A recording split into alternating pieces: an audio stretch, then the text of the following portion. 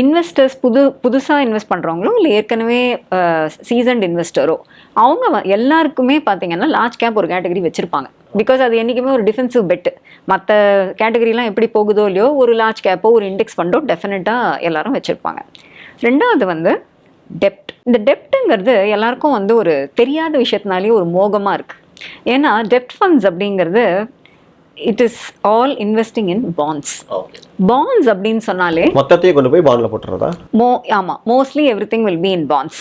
அந்த bonds again நிறைய கேட்டகரியாக இருக்கலாம். அதாவது கவர்மெண்ட் பாண்டாக இருக்கலாம், central government bond, state government bond, RBI bond, public sector யூனிட்ஸோட பாண்ட், கார்ப்பரேட் பாண்ட்ஸ், ரைட்? இந்த மாதிரி பலவிதமான பாண்ட்ஸும் அதில் இடம் பெற்றிருக்கும்.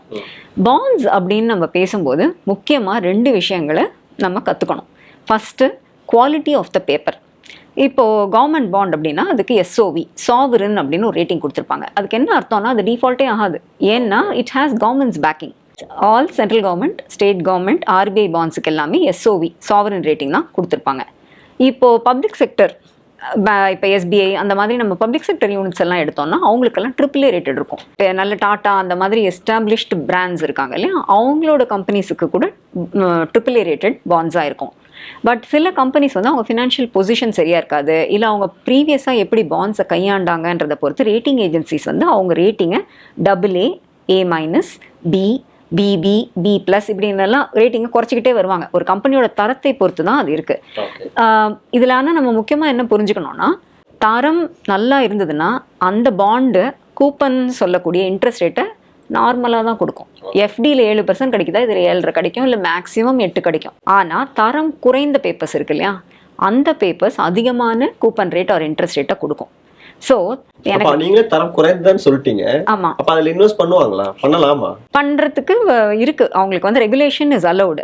ஆமா, ஆனா என்னன்னா, அதாவது ஏதோ ஒரு சில காரணங்களுக்கு அதை எக்ஸ்பிளைன் பண்ணிருப்பாங்க ஏன் இந்த கம்பெனி இந்த A- கொடுத்துருக்கோன்னு.